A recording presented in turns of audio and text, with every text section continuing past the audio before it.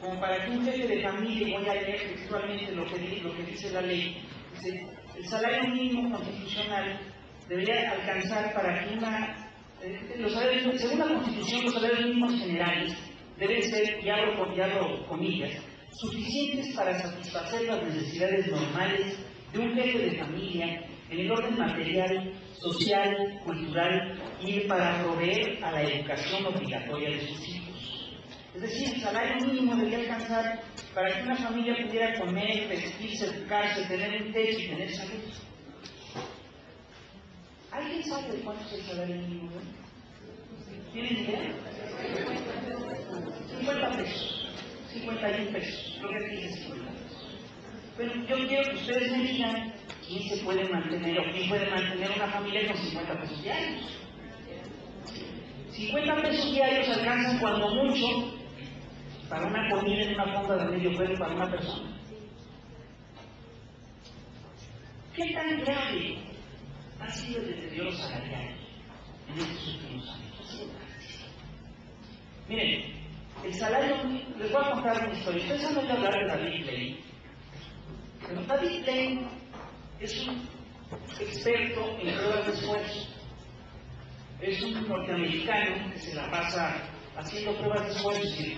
Se metió últimamente en una burbuja de cristal durante 3 semanas y después trató de romper el récord mundial de retener la respiración y casi lo logra, casi porque se ahogaba a los 9 minutos, ¿no? Y ahorita está buscando un récord para poder caminar el desierto sin agua, y se la pasa constantemente buscando retos, de supervivencia. Pues a David Blaine le propusieron que mantuviera a su familia un año con salario mínimo mexicano. Eso significaba una familia de faquires. No aceptó el reto. Sin embargo, hay millones de mexicanos que viven con ese reto. ¿Qué tanto se ha deteriorado nuestro salario? Se ha deteriorado en serio. Si ustedes, es decir, miren, en 1970 se calcula, los expertos calculan, que entre 1977 y el 2006, el salario mínimo mexicano perdió el 75%, el salario mexicano perdió el 75% de su valor. Lo que implica que un asalariado en México hoy compra la 4ª parte de lo que compraba en 1977. Perdón, es una de las caídas más gordas del ingreso en el planeta. Es un atentado en contra de los asalariados, es una agresión seria.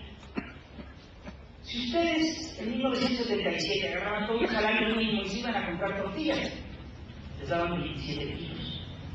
Hoy, cuando mucho les alcanza para 6 kilos de tortillas. Es decir, ustedes han perdido 21 kilos de tortillas en 21 kilos de tortillas. Esta situación, ahora, y además nos dicen los grandes funcionarios, sobre todo los funcionarios de Hacienda cada que se presentan en la televisión, los remarcos, bueno, pero es que como ustedes saben, el salario mínimo es realmente indicativo, ya no es llegar el salario mínimo. ¿Por qué parecido? Porque según datos del INEGI, 1 de cada 3 asalariados gana salario mínimo. Es posible que en las zonas urbanas la gente no te acepte trabajar por un salario mínimo, porque si se van a trabajar a un crucero de limpiavidrios, pues reciben más dinero en unas cuantas horas que lo que ganan trabajando 8 horas diarias en una fábrica de salario mínimo. Pero también es un hecho que en muchas zonas del país, como Chiapas, en Tehuacán, etc., la gente trabaja por salarios mínimos y hasta por menos. Entonces, 1 de cada 3 asalariados gana salario mínimo. Y el salario mínimo nos dicen que se mantiene bajo porque es un punto de referencia para muchas cosas. Hipotecas, multas, etc. Pues sí, pero también es punto de referencia para otros salarios mínimos. Entonces, el grueso de la gente en México gana alrededor de 3 salarios mínimos. El promedio nacional es de 5, dicen que la media nacional es de 5, porque hay salarios altísimos. Hay gente que gana millones de pesos al mes. Y ellos, por supuesto, que suben el porcentaje, pero el grueso de los trabajadores mexicanos ganan alrededor de 3 salarios mínimos. Si ustedes hacen la cuenta, son 150 pesos diarios. Con eso tampoco se mantiene una familia.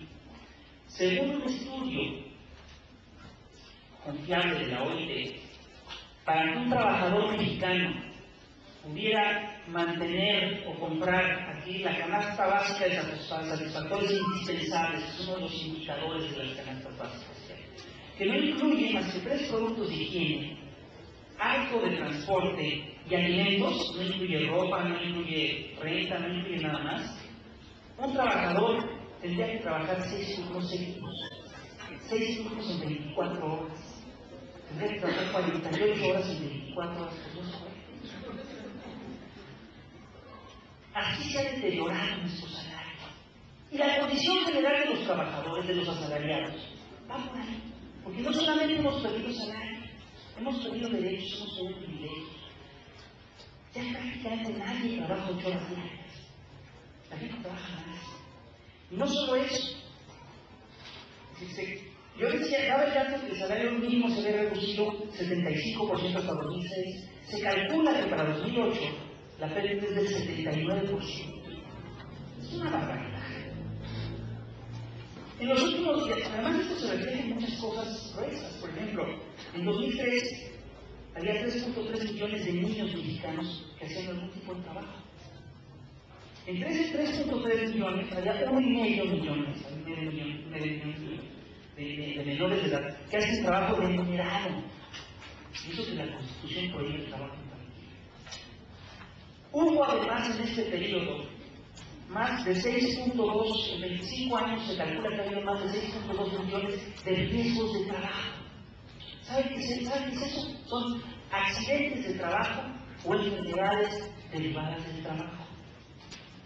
Mutilaciones, pérdidas de la vista, problemas pulmonares de los mineros y las minas. Son problemas serios. Son 6.2 millones de tragedias en estos tiempos. Por supuesto, hoy en día, de cada 10, el porcentaje de sindicalizados bajó de manera considerable, pasó del 25% a menos del 12%. Hoy solo 1 de cada 10 trabajadores está sindicalizado. Y entre el 93 y 95% de los sindicatos son de los sindicatos llamados de protección, que básicamente protegen al patrón. Entonces hay más de 28 millones de trabajadores que laboran sin prestaciones de ley. Y hay menos de 1 millón de trabajadores que tienen contrato colectivo. Entonces, ojo, estamos hablando de una pérdida real del poder adquisitivo, pero brutal, salvaje, que no tiene precedentes en nuestra historia, en 25 años. Ahora vamos a ver la situación del campo. ¿Qué pasó con el campo? Si nosotros revisamos el campo mexicano, la historia del campo mexicano, nos vamos a dar cuenta que el campo mexicano fue autosuficiente y hasta tuvo para exportar hasta la década de los 60, principios de los 70. Después entra en crisis incluso por cuestiones, de población, de crecimiento poblacional, etc. Pero ahí la llevamos. Y de repente hay un cambio de política y lo que tenemos ahora es un campo totalmente desertificado. Ahora que se nos viene una crisis alimentaria tenemos un problema serio porque dice, bueno, vamos a invertir en el campo. Y si quieres en el campo, ¿qué se va a hacer? Porque hay un porcentaje muy alto del campesinado mexicano que ha tenido que emigrar a los Estados Unidos en los últimos 25 años en busca de trabajo. Los estudios más moderados, más mesurados, calculan que en Estados Unidos hay trabajando cerca de 15 millones de mexicanos. Es una barbaridad. ¿Saben cómo es? Es como si le hubieran declarado la guerra a la gente. Es como si nos hubieran declarado la guerra. Y ustedes lo ven, lo vieron en el pequeño muestreo que hicimos al principio de la clase. ¿Cuál es la diferencia? ¿Qué pasó en estos últimos 25 años? Porque el otro día yo hablaba con un país y me dice, no, es que antes crecíamos al 6% porque había prosperidad. En cambio, de un tiempo para acá, pues ya no hay prosperidad. O sea, como si no tuviera relación entre el modelo económico y la prosperidad. Por supuesto, el cambio fundamental es que cambió el modelo económico. Y cambió de manera radical. ¿Por qué cambia? Cambia porque en la década de los 80, a fines de la década de los 80, concurren 3 crisis, con 3 factores muy importantes que cambian la forma en la que el mundo se medía. Por ejemplo, Hay una crisis severa en el bloque socialista y cae el muro de Berlín y cae el imperio soviético. Cayó por contradicciones internas, por lo que tú quieras. Y esto, por supuesto, que favorece a los partidarios de un capital. Bueno, y otra cosa ocurre también en los estados de bienestar. Los estados de bienestar entran en una crisis coyuntural muy importante, crisis de la cual, entre paréntesis, no hemos salido todavía. Pero es una crisis estructural muy importante. Y esto coincide además con la revolución tecnológica de las computadoras. Y otras revoluciones tecnológicas, una revolución tecnológica de los contenedores, de los transportes. Y esto, por supuesto, que cambió el modo de producir y de relacionarse en el mundo. Y, por supuesto, los partidarios de un capitalismo duro, agresivo, salvaje, dijeron: esto es la nuestra. Ya se acabaron las viejas referencias, hay crisis en el se cayó el bloque socialista, hay una crisis en el modelo de Estado de bienestar. Vamos a impulsar una economía basada en el poder del mercado. Y lo que hicieron es impulsar un modelo económico que presupone que el mercado es el único generador de riqueza, y que si el mercado es el único generador de riqueza, si tú le dejas la riqueza, si tú dejas todo en manos del Estado, si tú dejas la economía en manos del mercado, entonces la riqueza vendrá por sí sola. Esta idea no es nueva. Esta es una idea que se puso en práctica en Inglaterra a principios del siglo XIX, con David Ricardo. Y es un proyecto económico que generó mucho malestar en Inglaterra. Y vamos a ver qué es, vamos a ver si ustedes encuentran algún paralelo con lo que ocurrió a principios del siglo XIX y con lo que está ocurriendo hoy. A principios del siglo XIX en Inglaterra, ¿qué pasó? Creció el desempleo. Es lo mismo que tenemos hoy. Creció, entre otras cosas, la posibilidad de un grupo pequeñísimo de hacerse extraordinariamente rico. Y se concentró la riqueza, se socializó la pobreza. Mucha gente incluso se perdieron algunas viejas estructuras de que eran colchones sociales, hospitales religiosos, se fueron a la. Y la gente migró, creció la inmigración y además creció la delincuencia. Suena parecido a lo que ocurre en México hoy en día. Entonces no es una casualidad, sino que esto es parte del modelo. David Ricardo planteaba que si lo dejamos todavía en el mercado todo iba a funcionar mejor, y planteaba como el peor enemigo del libre mercado a los monopolios. El problema que tenemos en los 80, en 1980, es que cuando se plantea este modelo, estamos en una economía globalizada y en una economía dominada por monopolios. Pues tú dejas al libre mercado una economía dominada por monopolios, ¿y qué crees que pasa? Pues que los monopolios van a hacer su agosto. Y esto es lo que ha ocurrido en estos últimos años, en estas últimas décadas. Nosotros hemos visto en México cómo nos hemos empobrecido nosotros, al mismo tiempo que un puñadito de grandes empresarios se hace increíblemente rico. Carlos Slim, el dueño de Teléfonos de México, es uno de los 3 hombres más ricos del planeta.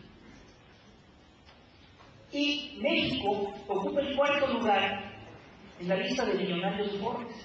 Estamos solo después de Estados Unidos, Alemania y Japón. La potencia, ¿no? Aquí la bronca es que el enriquecimiento de los millonarios mexicanos es a costa de ustedes, a costa de nosotros. Y ustedes son una élite, porque ustedes tienen una familia que tiene suficiente dinero por comprar a su universidad. El resto de la población está viviendo una situación de pobreza y una situación de empobrecimiento asqueroso. Este modelo económico, en realidad es un modelo muy sencillo.